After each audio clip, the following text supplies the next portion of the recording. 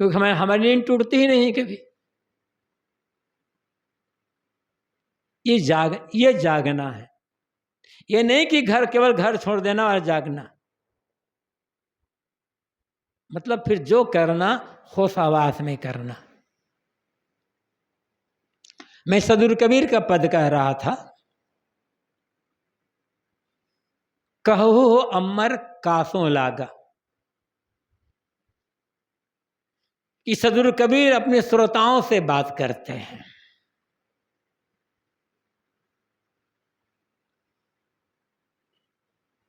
कुछ लोग बैठे रहे होंगे,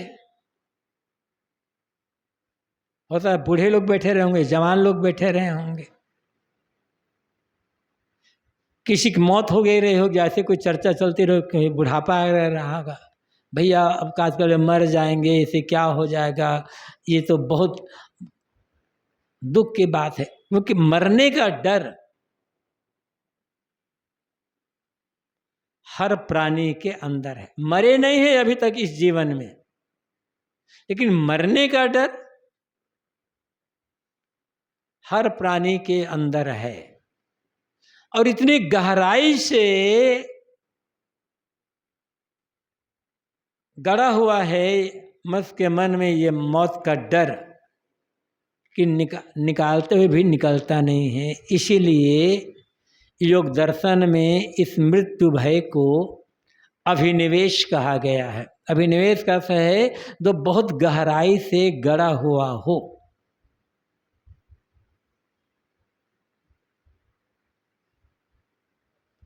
तो ऐसे लोग मृत्यु की चर्चा करते रहे होंगे, भैया हमारा ये छूट जाएगा, हमारा वो छूट जाएगा, हमारा वो छूट जाएगा, ये मरने के बाद क्या होगा। घूमते घामते कहीं से सदुर कबीर पहुंच गए, तो उन्होंने फिर कहा, कहू अमर कासों लागा। ऐ अमर, तुम किस में लगे हुए हो? तुम मरने से डर रहे हो, लेकिन तुम तो अमर हो। वैसे दुनिया में नाम है अमरनाथ, अमर गया बेचारा है। नाम तो अलग अलग होता है। नाम तो लक्ष्मीबाई, और घर घर भीख मांग रही है, तो वो अलग चीज होती है। हर जीव स्वाभाविक रूप से अमर है। शरीर किसी का अमर नहीं हो सकता। लोग मानते हैं कि अमुक अमर है, अमुक अमर है, अमुक देवता, अमुक भगवान, अमुक संत, अमुक गुरु शरीर से जीवित है। शरीर किसी का जीवित नहीं रहेगा। शरीर का जन्म हुआ है तो शरीर की मौत होगी, निश्चित है, इसे कोई रोक नहीं सकता। लेकिन शरीर के भीतर एक ऐसा तत्व है जो दिखाई नहीं पड़ता, जिसे देखा नहीं जा सकता, क्योंकि देखने वाला वही है। उत्तम जीव कहते हैं, चेतन कहते हैं, आत्मा कहते हैं, रूह सोल कहते हैं। उसी को अन्य लोग ईश्वर परमात्मा भी कहते हैं। और वो कभी नहीं मरता, और वो हर व्यक्ति का वास्तविक स्वरूप है, उसकी सत्ता है। साहब कहते हैं तुम मरने से डर रहे हो, लेकिन तुम तो अमर हो।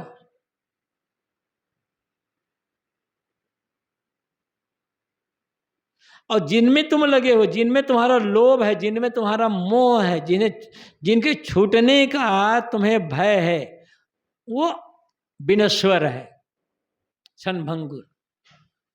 शरीर से लेकर संसार तक हम जो कुछ भी हम देख रहे हैं ना, सब कुछ परिवर्तनशील है। इस स्थिरता कहीं है ही नहीं, क्योंकि शरीर है क्या? शरीर हो, ये माइक हो, मकान हो, पंखा हो, या कोई भी चीज है क्या? ये परमाणुओं का संव्यूहन।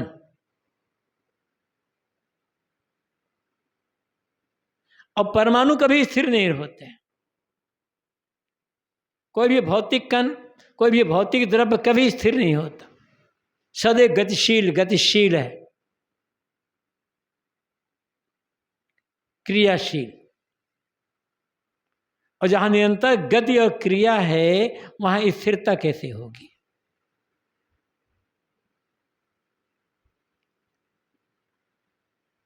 और हम चाहते हैं इनको पकड़ करके रख लें।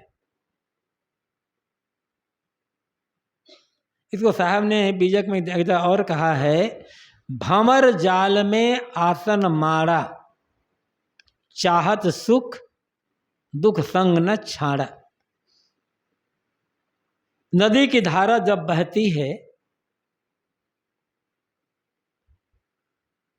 और जहां पानी गहरा होता है तो वहां पर कभी कभी भंवर उठता है। उथले पानी में भंवर नहीं उठेगा और स्थिर पानी में भी भंवर नहीं आएगा। बहता पानी और जहां पानी में गहराई हो वहीं भंवर उड़ता है। और कहीं कहीं भंवर इतना तेज होता है उसमें जो पड़ जाए बचना मुश्किल। घूम घूम करके घूम घूम, मतलब भंवर मतलब गोलाई, पानी का गोलाई में चक्कर काटना। उसमें बड़े बड़े जानवर भी पड़ जाते हैं तो मर जाते हैं, उसे घूम घूम करके निकल नहीं पाते। तो जहां पानी बड़ी तेजी से घूम रहा हो उसमें जा करके कोई आसन लगा करके स्थिर बैठना चाहे तो कैसे बैठ सकता है वो?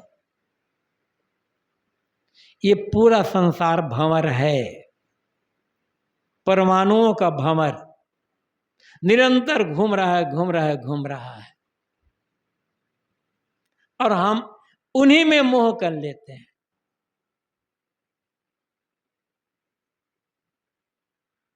ये हमारा शरीर दिखता तो है स्थिर, लेकिन स्थिर कहाँ है? वैज्ञानिक बताते हैं हर आदमी, कोई भी आदमी हो, 7 वर्ष में शरीर में लगे हुए जितने परमाणु हैं पूरे के पूरे बदल जाते हैं। यदि हमारा शरीर 70 साल का हुआ है मतलब 10 बार हमारे शरीर में लगे हुए सारे परमाणु बदल गए। और ये तो साफ है, जैसे हाँ मेडिकल साइंस जब बताता है उसके अनुसार से प्रत्येक क्षण हमारे शरीर में लाखों लाखों कोशिकाएं मर रही है और लाखों लाखों कोशिकाएं जन्म रहे, नए सेल बन रहे हैं, पुराने सेल खत्म होते चले जा रहे हैं। ऐसे हर चीज में, और इन्हें हम मोह कर लेते हैं, इन्हीं के प्रति हम लोभ कर लेते हैं, इनके लिए राग द्वेष कर लेते हैं, इनके लिए लड़ाई झगड़ा करते हैं। उसी पर साहब कहते हैं तुम अमर हो लेकिन अपनी अमरता को भूल गए हो। और जो चीज बदलने वाली है, मरने वाली है, विनसने वाली है, उनमें तुम मोह कर लिए हो। जो बदलने वाली मरने वाली है उसको स्थायी रखना चाहते हो और जो स्थायी है उसका ख्याल ही नहीं है। ये दुख का कारण है। जो जैसा है उसको वैसा समझ लें और केवल व्यवहार प्रयोग कर लें तो दुख कहीं नहीं है। जो जैसा है उसको वैसा नहीं समझ पाते, अपने को जोड़ लेते हैं एकदम से, अलग जोड़ने पर अलग नहीं कर पाते, ये हमारे दुख का कारण है। अपने संबोधन में साहब कहते हैं कहू हो अमर, भाई तुम अमर हो और मरने से डर रहे हो। और जिसे पकड़ना चाहते हो वो मरण धर्म है, कभी साथ रहेगा नहीं। किसका साथ रहा है? सबको तो बदल रहा है निरंतर।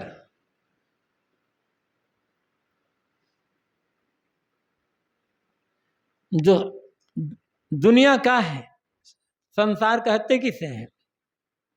जो स्थिर न रहे उसी का नाम संसार है। कहा गया है संसरत इति संसार, संसरण करना, सरकते जाना, आगे बढ़ते जाना, खिसकते जाना, जिसे रोका नहीं जा सकता आगे बढ़ने से, जिसके परिवर्तन को रोका नहीं जा सकता, उसी का नाम संसार है। ऐसे संसार में हम आ गए हैं, कैसे रोकोगे? क्या बादल की छाया को पकड़ करके रखा जा सकता है? वो तो बादल है, हवा, बादल उड़ रहा, हवा है उड़ रही है, वो तो छाया तो बहती चली जाएगी, आगे बढ़ती चली जाएगी। हम पकड़ कर रखना चाहें तो, लेकिन हम यही काम कर रहे हैं, ये गड़बड़ी होती है। हाँ, इसी में व्यवहार होता है, सारा व्यवहार इसी में होता है। तो केवल व्यवहार करना है, लेकिन मान कर चलना पड़ेगा इसका विनाश होना पक्का है, तो रोना नहीं होगा अंतिम में। चेतन हारा चेत सुभागा। साहब कहते हैं तुम सौभाग्यशाली हो, और साथ साथ तुम चेतन हारा हो, जागने वाले, सावधान होने वाले, चेत करने वाले हो। इसलिए चेतो, जागो, संभालो अपने आप को, सोचो कि मैं क्या करने आया हूं और क्या कर रहा हूं।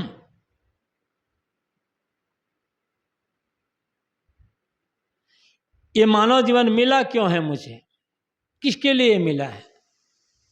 विचार करें। 3 चीजें होती है। पहली है मजबूरी, दूसरी है जिम्मेदारी, और तीसरा है उद्देश्य। मजबूरी, जिसके बिना हम जी नहीं सकते।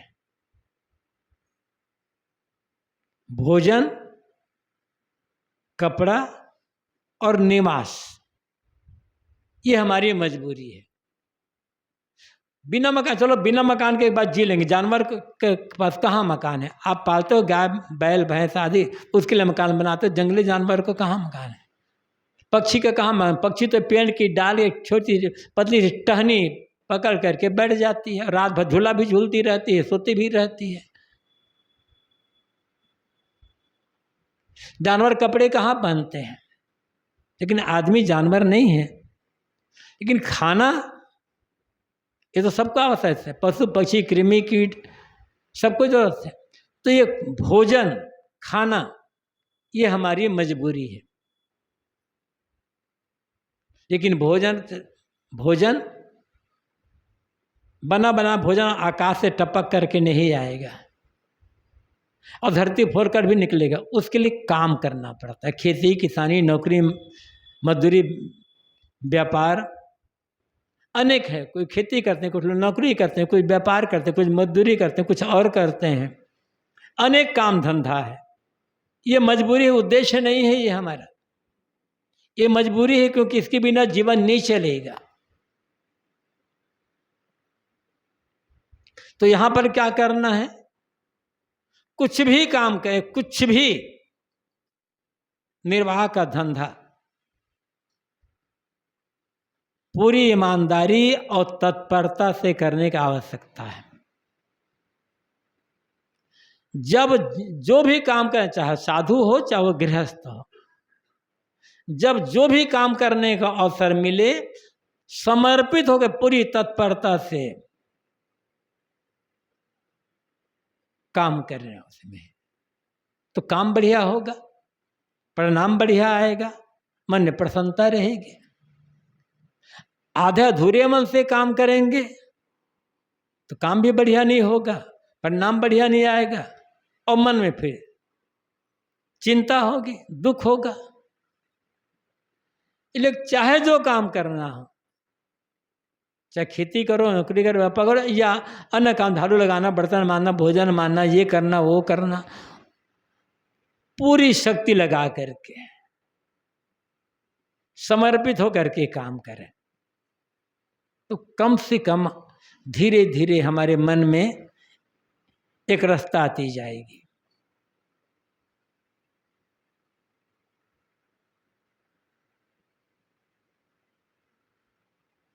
उसी में डूब जाना होगा।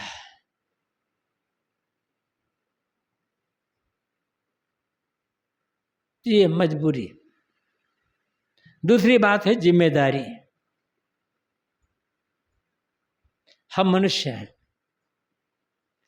अकेले नहीं रह सकते। जानवर अकेला रह लेता है, उसको कोई फर्क नहीं पड़ता, लेकिन आदमी बिल्कुल अकेला नहीं रहेगा।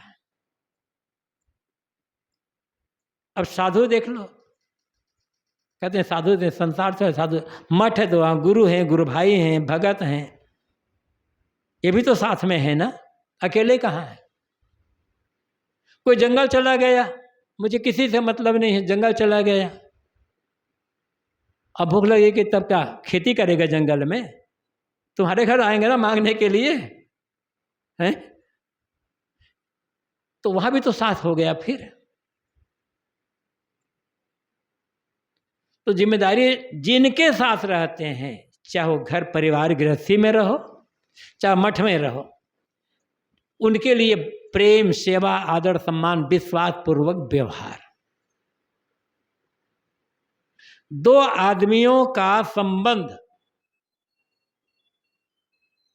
तब तक स्थायी नहीं हो सकता जब तक दोनों के मन में दूसरे के लिए प्रेम, विश्वास और समर्पण का भाव ना हो। तब तक कोई भी रिश्ता, किसी भी रिश्ते में मिठास तभी आएगी जब परस्पर में प्रेम हो, निश्चल विश्वास हो और समर्पण का भाव हो। यदि प्रेम नहीं है, समर्पण नहीं, विश्वास नहीं, तो रिश्ते में मिठास कभी नहीं आएगी। और जहां रिश्ते में मिठास नहीं है वहां हर समय क्लेश ही क्लेश है।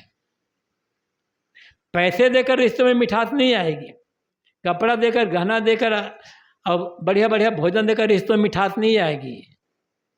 मिठास आती है प्रेम से, विश्वास से। विश्वास से विश्वास मिलेगा। विश्वास करना सीखिए तो आपको विश्वास मिलेगा।